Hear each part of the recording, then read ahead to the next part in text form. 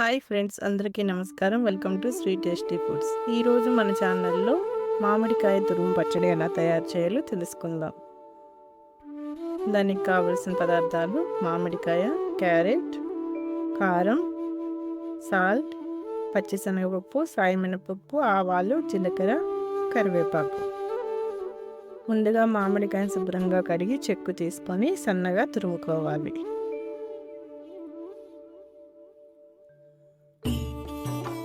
తర్వాత ఆ తురుముని ఒక బౌల్లోకి వేసుకోవాలి.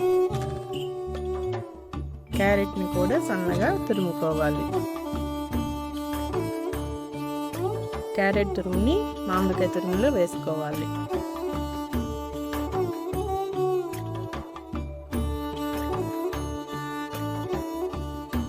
తర్వాత 2 స్పూన్స్ కారం వేసుకోవాలి.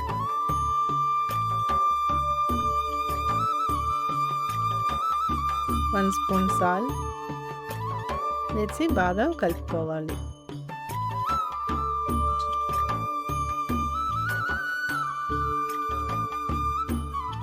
బాగా కలిపిన తర్వాత స్టవ్ ఆన్ చేసుకొని బాండీ పెట్టి ఆయిల్ వేసి వేడి చేసుకోవాలి. ఆయిల్ వేడైన తర్వాత ఎండుమిర్చి, పచ్చిశనగపప్పు, సాయమినపప్పు, ఆవాలు, జీలకర్ర వేసి దోరగా వేపుకోవాలి. తర్వాత కరివేపాకు వేసుకోవాలి. తాలింపు వేగిన తర్వాత ఈ మామిడి తురుములో కలుపుకోవాలి.